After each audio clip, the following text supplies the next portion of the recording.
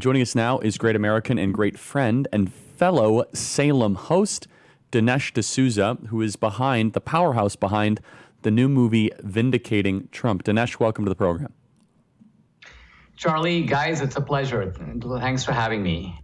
Thank you. Dinesh, tell us about your film. We can play the trailer as well, but I want to give you the opportunity first to introduce it and to lay the foundation. Well, the film makes the case for Trump. Trump is an interesting fellow. He's different than Reagan, Reagan would make the case for himself. Here are 7 reasons to vote for me.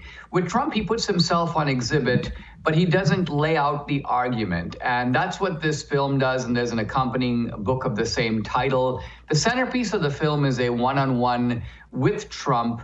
And what I try to do in that, Charlie, is I try to bring out the private dimension of Trump that I think he has a manly resistance to showing on the public stage, to show the tumblers of his mind working, to show, in a sense, some of the ways that he feels about things. So all of this is in the film, along with my staple, cinematic recreations. I, of course, tell the story of Trump. I try to get to the bottom of why the left is so terrified of this man and this man alone.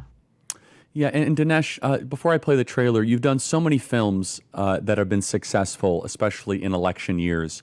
As you have studied Donald Trump as a person and as a leader, what do you think that even his supporters don't quite grasp about him?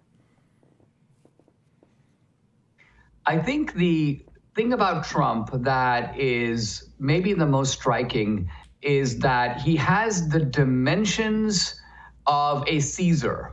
This is really why the left accuses him of being a Caesar, of being a dictator, of wanting to subvert our system.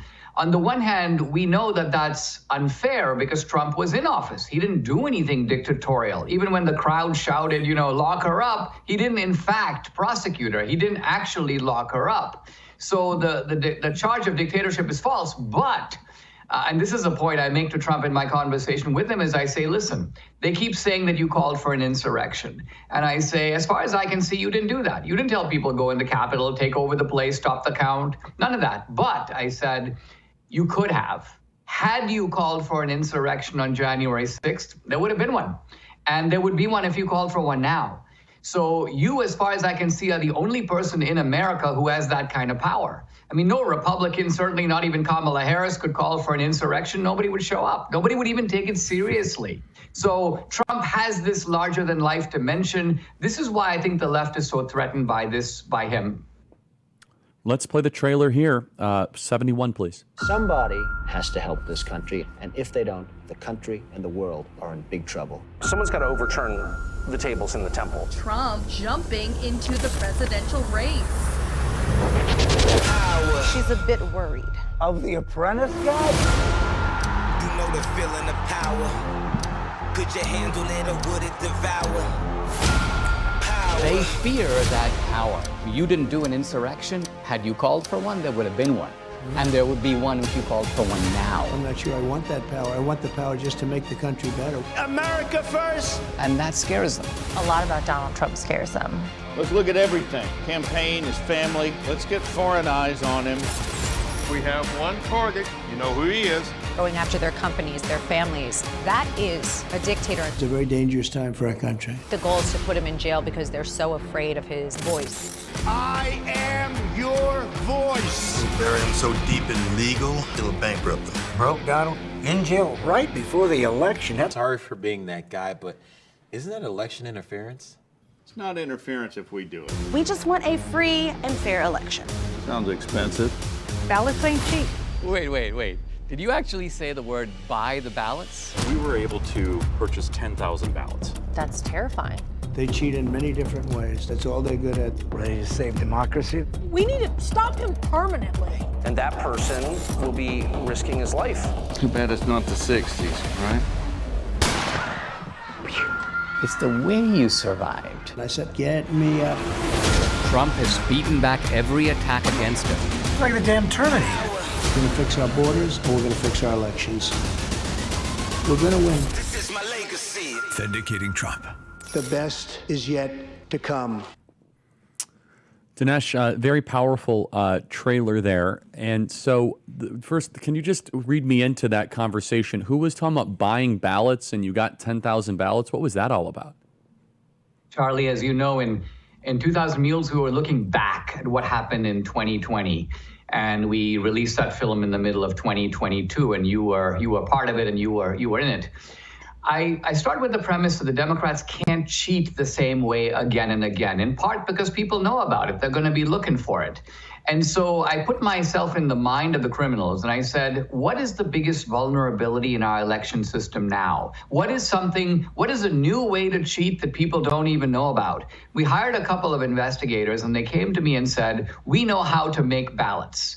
And I go, you are joking, right? And they're like, no, we know how to get ballot stock. We know how to print the ballots. We can make ballots that will fit in the tabulator machines and be counted.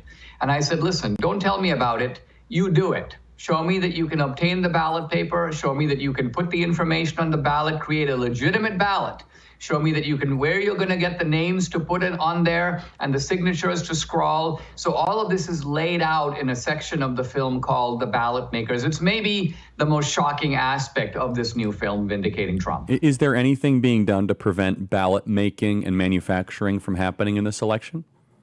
So I took the information straight to Trump. I took it straight to Laura Trump. They were both kind of blown away, and they both basically said, okay, we're going to be on top of this. We've got lots of people to look at it. This is a priority for us. So essentially what I've done is I've done what a film can do. I expose something. I do a handoff to the kind of people who can now do something about it. And it's going to be their job to make sure that, I mean, my goal, of course, in exposing this is not to educate cheaters or to show them how to do it. It's to blow their cover so that they can't do it that way. They can't pull off the heist. So in making this film, you also sat down with President Trump. I want to play cut 72 here, which is a little bit of a snippet of your conversation with him. Play cut 72. We were all about democracy, and that's what we're about. And, you know, their theme is, oh, Trump will subvert democracy, but they're the ones that are going to subvert democracy, and that's what they're doing all the time. I mean, did you do censorship? No. Did you lock up any leading Democrats? No. I mean, there were people chanting for Hillary to be locked up, but you didn't lock her up.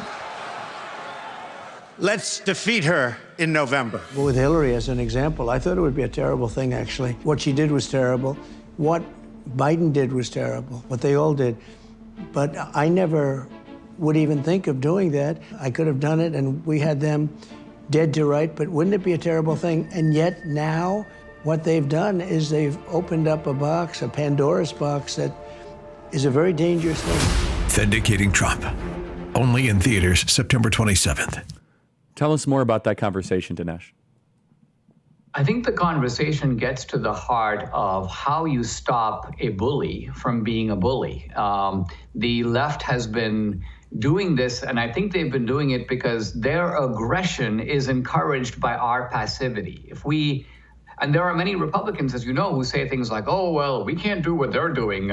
We can't pack the court, and we can't use the government to go after our political opponents. And so the left goes, wonderful. We will try to pack the court in the full knowledge that when the other guys come in, they love the number 9. So even if we fail, we have no penalty, and we can keep trying to do it. So the question I was raising with Trump is in a sense, if the dictatorial threat is coming from their side, isn't it true that the only way to stop it is to do to them or to threaten to do to them what they have been doing to us? That will be the best deterrent. And that's really the context for that part of the conversation.